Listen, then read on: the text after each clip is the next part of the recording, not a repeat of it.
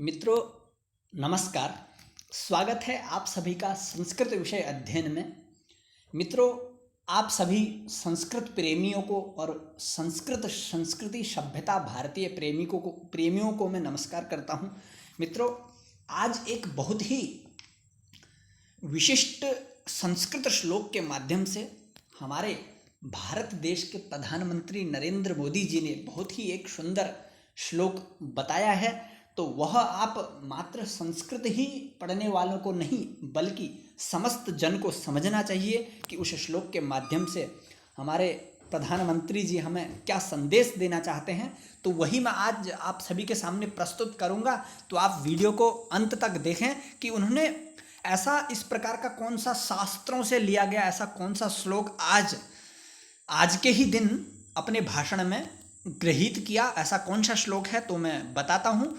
तो आप अंत तक वीडियो अच्छी प्रकार से देखें। और वर्तमान में आप सभी जानते हैं समस्त देश ही नहीं समस्त विश्व भी एक कोरोना नामक महामारी से ग्रस्त है, उससे सभी लोग दुख में पड़े हैं। तो ऐसी दुख की अवस्था में हम वर्तमान आधुनिक चीज़ों से तो उसका हल नहीं निकाल पा रहे हैं, असफल हो जा रहे हैं। तो हम प्राचीन चीज़ों के माध्यम से जिस प्रकार हम यज्ञ इत्यादि करके, हवन इत्यादि करके, योग इत्यादि करके, जड़ी बूटियों के माध्यम से हम इस कष्ट से हम निजात पा रहे हैं, तो इसी प्रकार हम कुछ शास्त्रों में विलिखित कथनों के माध्यम से भी उससे हम अपने इस कष्ट को दूर कर सकते हैं। इस कष्टावस्था में हम किस प्रकार से रह सकते हैं तो वह इस श्लोक के माध्यम से जाने। मित्रों, तो आप सभी का स्वागत है। आइए हम अब उस श्लोक के माध्यम से आप सभी को बताते हैं, उस श्लोक की ओर बढ़ते हैं कि इस प्रकार के हमारे जो प्रधानमंत्री जी हैं वो संस्कृत का कितना ज्ञान रखते हैं और किस प्रकार से अपने प्रत्येक वह जब भी भाषण देते हैं तो संस्कृत का अवश्य वह उसको ग्रहण करते हैं, उसका समर्थन करते हैं। तो हम लोगों को अवश्य रूप से यह देखना चाहिए। तो आइए, तो उन्होंने यह श्लोक कहा था प्रधानमंत्री संदेशः। यह इस प्रकार का हमारा एक विशेष एक टॉपिक है। तो आइए क्या कहा उन्होंने, प्राप्यापदं न व्यथते कदाचि, प्राप्यापदं न व्यथते कदाचि, दुद्योगमन्विच्छति चाप्रमत्तः, उद्योगमन्विच्छति चाप्रमत्तः, दुःखं च काले सहते महात्मा, धुरन्धरस्तस्य जितः सपत्नाः, दुःखं च काले सहते महात्मा, धुरन्धरस्तस्य जितः सपत्नाः। तो मित्रों, सर्वप्रथम मैं आपको इस श्लोक का स्रोत बताता हूँ। यह श्लोक मुझे ऐसा लगता है यह श्लोक विदुर नीति से ग्रहण किया गया है, यही मुझे ऐसा लगता है। आप फिर भी यदि आपको पता हो कि यह कहाँ से लिया गया है आप बताने का प्रयास करें। तो वैसे प्रायः यह श्लोक विदुर नीति का ही होना चाहिए। तो इसमें क्या कह रहे हैं, क्या गूढ़ है इसमें, तो आइए जानते हैं। तो इसमें क्या कहा है, प्राप्य आपदम न व्यथते कदाचित उद्योगम अन्विच्छति च अप्रमत्तः, दुःखम च काले सहते महात्मा, धुरंधरः तस्य जिताः सपत्नाः। इस प्रकार से इसके शब्दों का विच्छेद है। अब इसका जो कर्ता है वो क्या है, धुरंधरः महात्मा।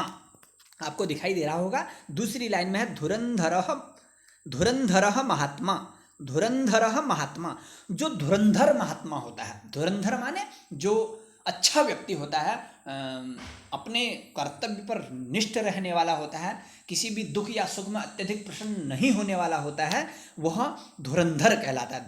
धुरम धारयति यह सह धुरंधर। धुरम अर्थात अपनी निश्चितता को, अपनी स्थिरता को बनाए रखता है, उसको धुरंधर कहते हैं। और महात्मा, महान आत्मा जिसकी है, अर्थात जो महान व्यक्तित्व वाला व्यक्ति है, तो वह धुरंधर महात्मा क्या करता है, यदि उस प्रकार के धुरंधर महान आत्मा रूपी हम हैं तो हमें क्या करना चाहिए। तो कहते हैं वो क्या करता है धुरंधर महात्मा, अर्थात अपने कर्तव्य और अपने कर्मों का पालन करने में, अपने जीवन को बचाने में अपने व्यवहार को करने में जो एकदम निश्चित रहता है, अच्छा व्यक्ति रहता है, वो क्या क्या करता है, उसे क्या क्या करना चाहिए, वो बताना चाह रहे हैं। तो वो क्या करता है, आपदम प्राप्य न व्यथते, आपदम प्राप्य न व्यथते, अर्थात आपदम, आपदम मतलब वो आपत्तियों को, कष्टों को, प्राप्य माने प्राप्त करके, न व्यथते व्यथित नहीं होता है, अर्थात यदि उसको कभी जीवन में कोई दुख भी आता है तो उससे वह अत्यधिक व्यथा को प्राप्त नहीं होता है, अत्यधिक दुखी नहीं होता है, उसमें अत्यधिक नहीं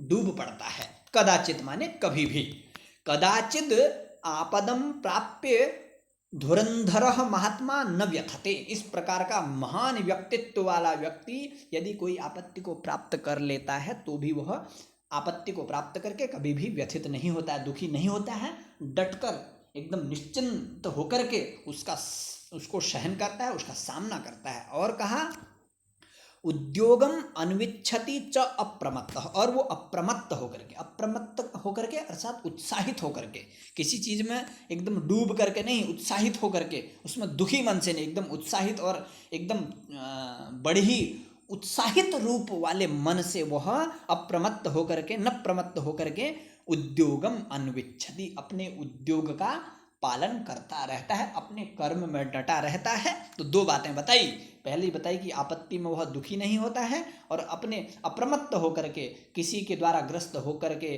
न, अर्थात ग्रस्त न होकर के वह अपने उद्योग को, अपने कर्म को निरंतर करता रहता है। फिर नीचे बता दुखम च काले सहते, स काले दुखम सहते, वह दुख वाली अवस्था में उस दुख को सहते माने सहन करता है, उस दुख को सहन करने की अपने अंदर क्षमता पैदा करता है कि मुझे इस दुख से व्यथित नहीं होना है, हारना नहीं है, मुझे इस दुख को सहन करना है, ऐसा वह करता है। जो इस प्रकार के इन तीन चीज़ों को करता है, आपत्ति में व्यथित न होना, दुखी न होना, और अपने कर्म में निरंतर लगे रहना, और दुख आ जाने पर उसको सहन करने का प्रयास करना, ऐसा जो करता है तस्य सपत्नाहा जिताहा, उसके तो मानो जो सपत्न होते हैं, सपत्न माने शत्रु, अब वर्तमान में हम शत्रु किसको कहेंगे, कोरोना नामक जो रोग सभी को प्रभावित कर रहा है, सभी उससे परेशान हैं, शिक्षा तो सबसे अधिक रूप में उससे प्रभावित हो चुकी है, तो शिक्षा का वो सबसे बड़ा शत्रु है।